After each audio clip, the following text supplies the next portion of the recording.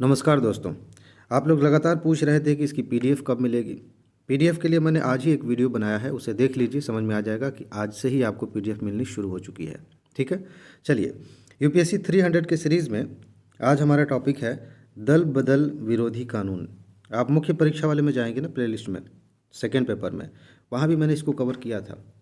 क्योंकि मुख्य परीक्षा में कई सारी चीज़ें अलग तरीके से देखनी होती है, इसलिए उसको अलग किया गया है, और प्रीलिम्स के लिए उसी बात को थोड़ा अलग ढंग से देखना होता है। अभी देखिए, हम देख रहे हैं इसको। तो दल बदल विरोधी कानून के बारे में जानना है। सबसे ज़्यादा क्वेश्चन जो पूछे गए हैं ना, वो इसी लाइन से पूछे गए हैं, ये और ये दो लाइनें।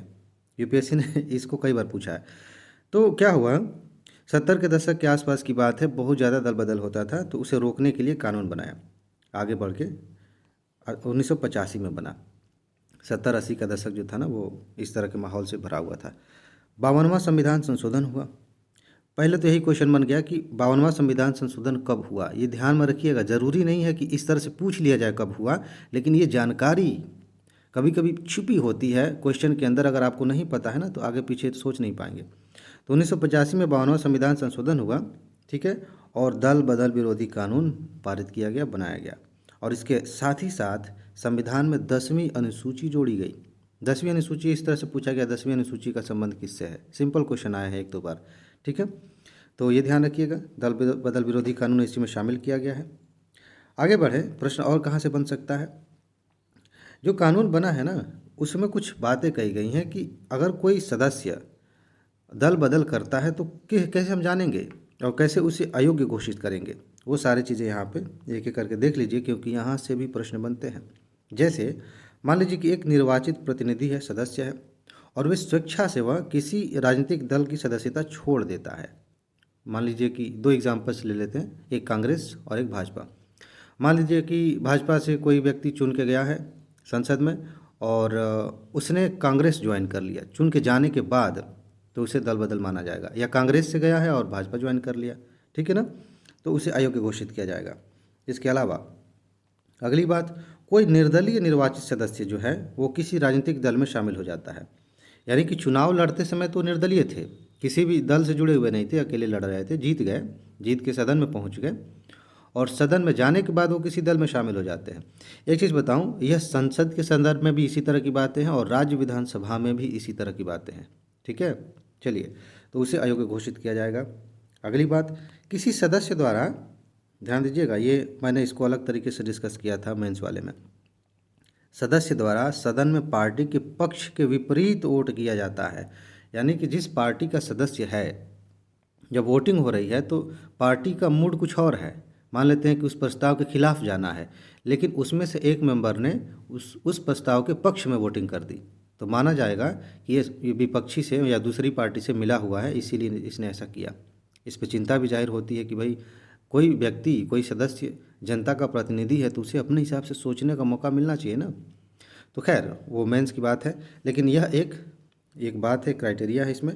और चीज़, अगर ये भी होता है कि वोटिंग होने वाली है और कोई सदस्य कहता है कि हम नहीं शामिल होंगे, हम नहीं भाग लेंगे, तो ये भी हो सकता है। इसका मतलब ये निकाला जाता है कि भाई सामने वाली पार्टी ने कह दिया था तुम आना ही मत, ना आओगे ना वोट देने का झंझट रहेगा, और हम जो है अपना प्रस्ताव पारित करा लेंगे। तो ये भी एक शामिल है कि अगर आप वोटिंग से अलग रखते हैं खुद को तो दिक्कत है। 6 महीने की समाप्ति के बाद, ये तो मुझे हंसी आती है, ये पता नहीं क्या सोच के इसको जोड़ा गया है कि 6 महीने की समाप्ति के बाद कोई मनोनीत सदस्य किसी राजनीतिक दल में शामिल हो जाता है। मतलब ये है कि राष्ट्रपति साहब ने किसी व्यक्ति को मनोनीत किया, मतलब चुन के नहीं आया, ऐसा प्रावधान है ना, मनोनीत किया, तो 6 महीने के अंदर चाहे तो पार्टी में शामिल हो जाए, कोई दिक्कत नहीं है। 6 महीने बाद किसी पार्टी में शामिल होगा तो उसे अयोग्य घोषित कर दिया जाएगा। कोई सेंस है इस बात का पता नहीं लेकिन ऐसा है, ध्यान रखिएगा, यहाँ से क्वेश्चन बनता है। चलिए आगे बढ़ते हैं। सदन के अध्यक्ष के पास, ये इम्पॉर्टेंट है, यह भी प्रश्न पूछा जाता है, जो सदन के अध्यक्ष होंगे उनके पास सदस्यों को अयोग्य करार देने संबंधी निर्णय लेने की शक्ति है।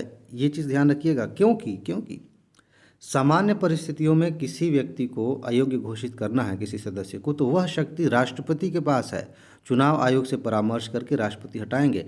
लेकिन दल बदल का मामला है तो यह काम जो अध्यक्ष होंगे, सभापति महोदय होंगे, वो करेंगे। ये अंतर है, ठीक है। दल बदल के आधार पर अयोग्यता संबंधी प्रश्नों पर निर्णय के लिए सदन के सभापति या अध्यक्ष के पास भेजा जाता है, जो कि न्यायिक समीक्षा के अधीन होता है। यहाँ से भी क्वेश्चन आए हैं। न्यायिक समीक्षा का अधीन होने का मतलब यह है कि अगर अध्यक्ष ने किसी व्यक्ति को अयोग्य घोषित कर दिया तो वह व्यक्ति कोर्ट में जा सकता है और कह सकता है कि मेरे साथ जो है नाइंसाफ़ी हुई है। उस निर्णय की समीक्षा न्यायालय द्वारा की जा सकती है। ठीक है, चलिए आगे बढ़ते हैं। कौन सी बात इसमें इम्पॉर्टेंट है? अपवाद हैं कुछ, और बड़ी इंटरेस्टिंग अपवाद हैं। देखिए, दल बदल विरोधी कानून में एक राजनीतिक दल को किसी अन्य राजनीतिक दल में या उसके साथ विलय करने की अनुमति दी गई है। समझ रहे हैं? विलय करने की, ये शब्द बड़ा वेग है, अस्पष्ट है। बशर्ते कि उसके कम से कम 2/3 विधायक विलय के पक्ष में हों। ऐसे में न तो दल बदल रहे सदस्यों पर कानून लागू होगा और न ही राजनीतिक दल पर। यानी कि विलय कर रहे हैं, 2/3 लोग जा रहे हैं तो ठीक है, दल बदल का कोई वो नहीं है। इसीलिए तो बड़े पैमाने पर पार्टियां टूट जाती है ना। इसके अलावा इंटरेस्टिंग ये देखिए, सदन का जो अध्यक्ष है उस पर यह कानून लागू नहीं होता है। इंपॉर्टेंट है, पूछा जा सकता है। इसी को जो भी ऊपर मैंने पढ़ा थोड़ा सा यहाँ पे समझा दूँ ताकि आप अच्छे से समझ जाएंगे।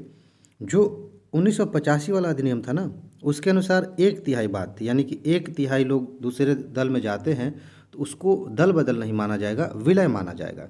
ठीक है, लेकिन बाद में 91वां संविधान संशोधन किया गया 2003 में, और इसे बढ़ा कर कह दिया गया, मतलब ये कह दिया कि 1/3 नहीं 2/3 होनी चाहिए, जो अभी हमने ऊपर देखा।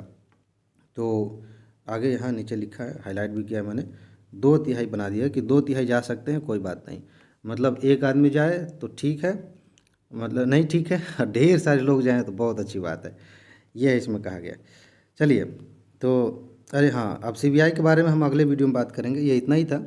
ठीक है जी, तो अपना ख्याल रखिए, खुश रहिए, मस्त रहिए, इससे तैयारी और ज़्यादा आसान हो जाती है। ठीक है, आगे मिलते हैं। नमस्कार।